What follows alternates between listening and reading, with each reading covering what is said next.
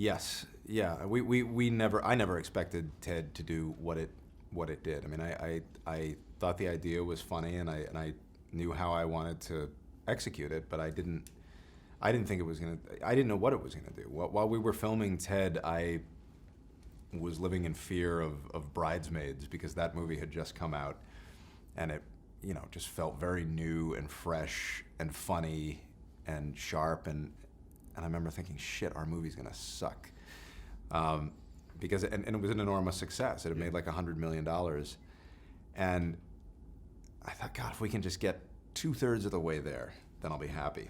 And lo and behold, we broke a whole bunch of records and wildly exceeded everyone's expectations. And I don't think you can ever predict that. I think there's an element of luck. I think there are movies that have been made with great care that have been colossal successes. And I think there are also movies that have been kind of rushed and cobbled together and written on a cocktail napkin and have been very disorganized that have also accidentally become big successes. I think you see things both ways. And this was a movie that Ted was made with a lot of care to a lot of attention to detail.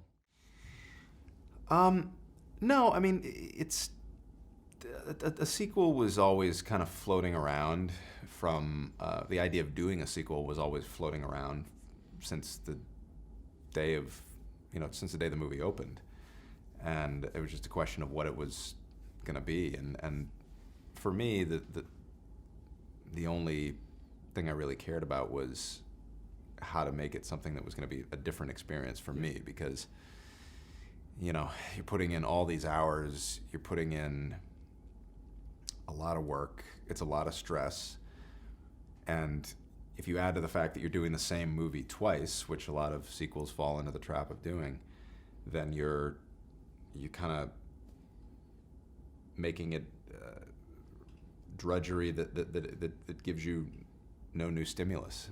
And so for me, the only thing I really cared about was, can we do something that's just completely different, and that is not a rehash of the events in Ted 1, but broadens these characters in the way that you try to from season to season of a television series. You're working with the same characters, and it's all about telling a new story. Well, yeah, I mean, it's human beings, as inherently tribal as they are, always have a tendency to classify things, whether they know it or not, as us and them. Like, this is us and that's them, and we don't want them in our group, and we are different from them. And so much of Family Guy has been sort of a mockery of that, and I find that that's here in the UK they kind of get that. In the US they're not quite tapping into that, and at least in the press they tend to get very shocked and horrified and offended. And you come to the UK and they're kind of getting what it is that we're. I think audiences get it back there, but it, every time some new type of individual or type of group enters into the discussion, there's always that initial thing. Well, do they get the same rights? Are they allowed in? Do we treat them the same as everyone else? I think you see in the States you see it with things like gay marriage.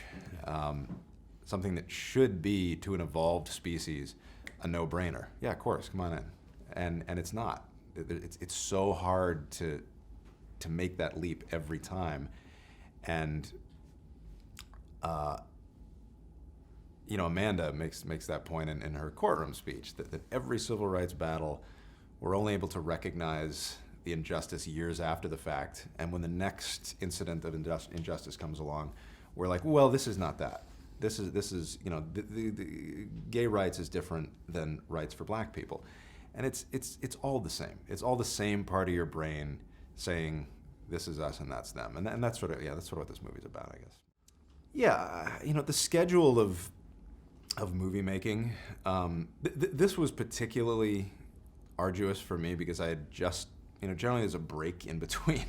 I had finished doing A Million Ways to Die in the West. It went right into Ted 2, which I think if I ever do that again, or if I ever try to do that again, shoot me in the head.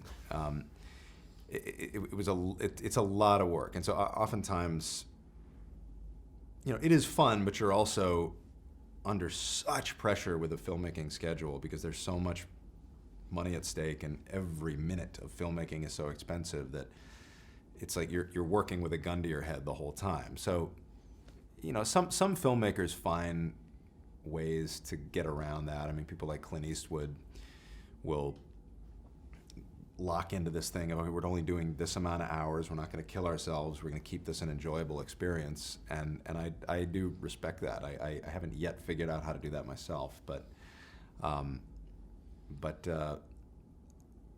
so that being said, with that intensity of the workload, it all comes down to who you're working with. And if you have a no assholes policy, you're probably going to be okay even if you're doing crazy hours. And with Mark and Amanda and Jessica and the whole crew, and it's a great bunch, and that made it a lot easier. The opening sequence was something that I wanted to do something. I'm a big fan of showmanship, and there's a little bit of P.T. Barnum in me, I suppose. This whole idea of like exciting the audience that you're putting on a show. It's a sequel, so I wanted to do something that would communicate to the audience as, hey, get ready. This is going to be even bigger than the last one. It is a sequence there's one sequence that I was under colossal pressure to cut. It was that sequence. By the studio, by everyone I worked with, and if it doesn't work, then I went out on a limb, pretty much solo, for keeping it in, because I loved it. I thought it turned out great, and I thought it's Ted. We start the movie with him being very excited about his life is great. He's just gotten married. Everything's fantastic, and this takes him into this kind of fantasy sequence, which is our opening credits, where he's just kind of he's expressing that, and then of course we come out of it and things have gone south very quickly. So, but that was a 3-day shoot. It was an English orchestra, the John Wilson Orchestra that I've performed with several times over here, that did the track, and I was thrilled with the way that turned out.